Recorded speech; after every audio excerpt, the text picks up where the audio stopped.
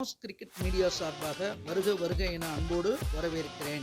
இந்த சேனல் தங்களுக்கு பிடித்திருந்தால் லைக் செய்யவும், ஷேர் செய்யவும், சப்ஸ்கிரைப் செய்து கொள்ளவும், பெல் பட்டனை கிளிக் செய்யவும். கிரிக்கெட் ஆர்வலர்கள் அனைவருக்கும் வணக்கம். பாயிண்ட்ஸ் டேபிளில் என்ன மாறுதல் ஏற்பட்டிருக்குன்னு பார்த்துருவோம். 33 போட்டிகள் முடிவடைந்துள்ளன. 33 போட்டி முடிவில் பார்த்தீங்கன்னா முதலிடத்தில் டிசி 10 பாயிண்டில் இருக்காங்க, ரெண்டாம் இடத்துல ஜிடி 8 பாயிண்டில் இருக்காங்க, மூன்றாம் இடத்துல ஆர்சிபி 8 பாயிண்டில் இருக்காங்க, நான்காம் இடத்துல பஞ்சாப் கிங்ஸு 8 பாயிண்டில் இருக்காங்க, எல்எஸ்ஜியும் 8 பாயிண்ட். ஆனால் எல்எஸ்ஜி 7 போட்டி விளாண்டுருக்காங்க. ஆனால் முதல்ல டாப்பில் 4ல் இருக்கிறவங்க 6 மேட்ச் தான் விளாண்டுருக்காங்க. ஆனால் 10-8ன்னு இருக்கிறது டாப்பை அப்படியே மெயின்டைன் பண்ணுறதுக்கு அமைப்பு. இன்றைக்கி போட்டியை பொறுத்தளவுக்கு மூன்றாம் இடத்துல இருக்க ஆர்சிபியும் 4ஆம் இடத்துல இருக்கக்கூடிய பஞ்சாப் கிங்ஸும் மோதுது. இவங்க 2 பேர்த்துக்குள்ள போட்டி ஏற்பட்டு யார் ஃபஸ்ட் பிளேஸ் போவான்ற ஒரு வெறி இருக்கத்தான் செய்ய போகுது. அந்த போட்டி முடிவில் யாராவது ஒருத்தர் கண்டிப்பாக நிச்சயமாக டாப் ஆஃப் த டேபிள் போக போகிறாங்க. அதில் எந்த மாற்று கருத்தும் இல்லை. இருந்தாலும் மற்ற அணிகளும் அடுத்தடுத்த சுற்றில் போட்டி வருவாங்க. சற்றேறக்குறைய பாதி டோர்னமெண்ட் முடிய போகிறது இன்றைய போட்டி முடிவில். அதனால் இந்த போட்டியோட நிகழ்வுகள் பின்னாடி எப்படி இருக்குன்னு பார்ப்போம். கடந்த போட்டியில் மும்பை இந்தியன்ஸ் எஸ்ஆர்ஹெச்சில் நம்ம கணிச்ச விஷயங்கள் என்ன சரியாக வந்திருக்கு அப்படின்னு பார்ப்போம்.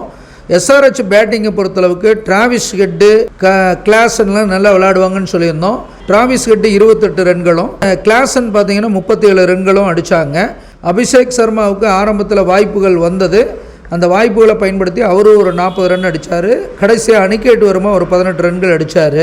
ஆனால் எஸ்ஆர்ஹெச் பேட்டிங் பொறுத்தளவுக்கு ரொம்ப சிறப்பாக இருக்கும்னு எதிர்பார்த்தோம். பட் ஆனால் அவ்வளோ சிறப்பாக இல்லை.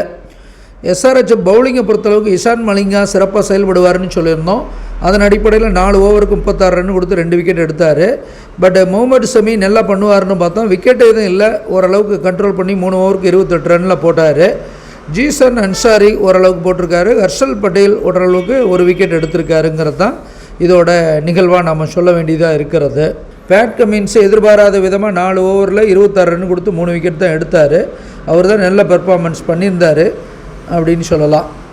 அடுத்து மும்பை இந்தியன்ஸை பொறுத்தளவுக்கு நாம் கணிச்ச வீரர்கள் அப்படின்னு பார்க்கும்போது ரிக்கல்டன் 31 ரன்கள் அடிச்சிருந்தார், சூரியகுமார் யாதவ் 26 ரன்கள், திலக் வர்மா 21 ரன்கள், ஹர்திக் பாண்டியா 21 ரன்கள்.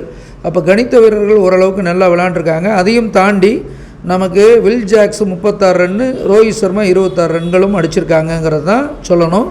பொதுவாக போன போட்டியை பொறுத்தளவுக்கு மும்பை இந்தியன்ஸில் எல்லோரும் பேட்டிங்கை பொறுத்தளவுக்கு ஆவரேஜாக எல்லோரும் சிறப்பாக செயல்பட்டாங்க. ஏன்னா அவங்க சொந்த மைதானத்துலேயும் விளையாடுறதுனால ஓரளவுக்கு சிறப்பாக செயல்பட்டது தான் அந்த வெற்றிக்கு காரணமாக இருந்ததுன்னு நம்ம சொல்லியே ஆகணும். சரி, இவங்களுடைய பவுலிங்கை பொறுத்தளவுக்கு ஜஸ்பிரீத் பும்ரா இவர் நம்ம சிறப்பாக செயல்படாருன்னு ஏற்கனவே சொல்லியிருந்தோம். ஸோ அந்த அடிப்படையில் 4 ஓவரில் 21 ரன் கொடுத்து 1 விக்கெட்டு.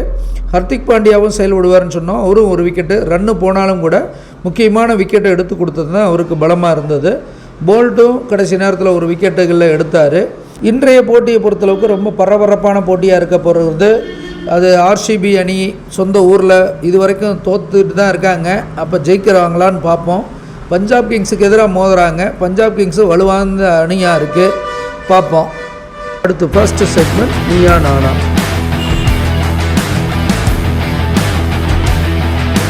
முதல் செக்மெண்ட்டை பொறுத்தளவுக்கு பஞ்சாப் கிங்ஸும் ஆர்சிபியும் இதற்கு முன்பாக 33 முறை விளாண்டுருக்காங்க.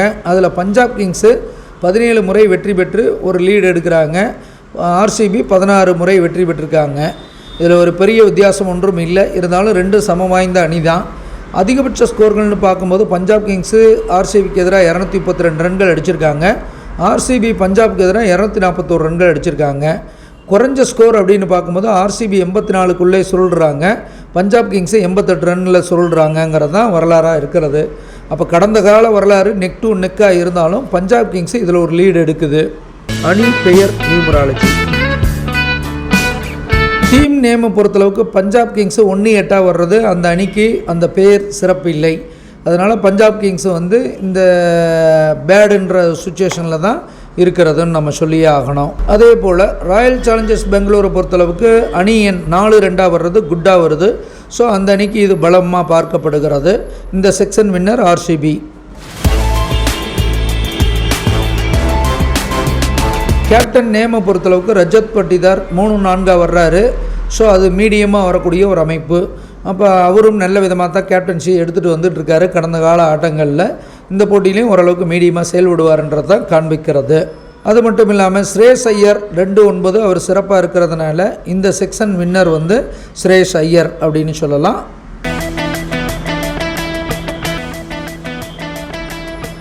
இன்றைய அதிர்ஷ்டத்தை பொறுத்தளவுக்கு ஆர்சிபிக்கு சிறப்பான அதிர்ஷ்டம் இருக்கிறது அப்படிங்கிறத காண்பிக்கிறது. ஸோ அப்போ இந்த லக்கி வின்னர் செக்மெண்ட்டை பொறுத்தளவுக்கு ஆர்சிபி வின்னர்.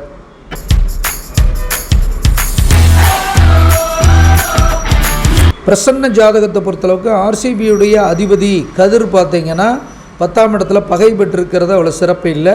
அதே போல் லாபாதிபதி அப்படின்னு பார்க்கும்பொழுது லாபஸ்தானத்தில் பாம்பு இருக்கிறதும் சிறப்பு இல்லை. விரையாதிபதி போய் லக்னத்தின் தலைமையில் உட்கார்ந்துருக்கிறது ஆர்சிபிக்கு பின்னடைவு. மந்தன் வேற நோக்கி வருவதும் ஆர்சிபிக்கு பின்னடைவு. பஞ்சாப் கிங்ஸை பொறுத்தளவுக்கு லாபாதிபதி தலைமையில் உட்கார்ந்துருக்கிறது பஞ்சாப் கிங்ஸுக்கு சிறப்பு.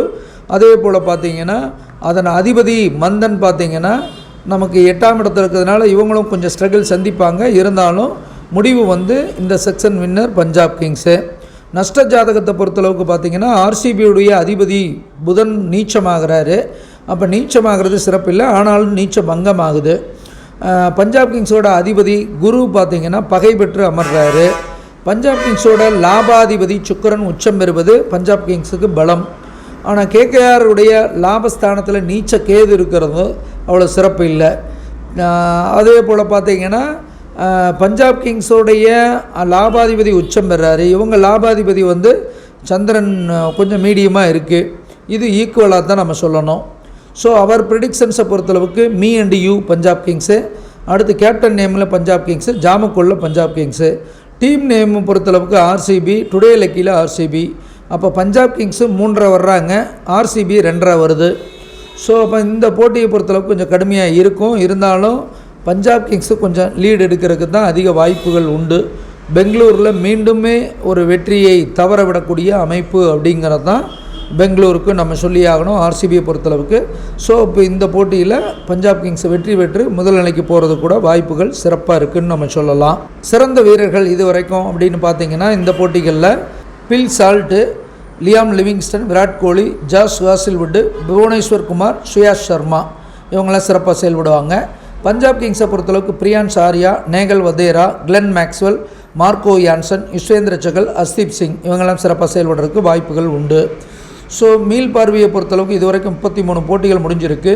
33ல் 14 போட்டிகளில் நம்ம ஜெயிச்சிருக்கோம். வெற்றி சதவீதம் 42, 1% கூடியிருக்கு. இருந்தாலும் தொடர்ந்து நம்ம ஆனஸ்ட்டாக ரிவ்யூ பண்ணுவோம். ஜாதகம் பார்க்க படிக்க எழுத அடியனை வாட்ஸ்அப்பில் தொடர்பு கொள்ள வேண்டுமாறு கேட்டுக்கொண்டு விடைபெறுகிறேன். நன்றி, வணக்கம்.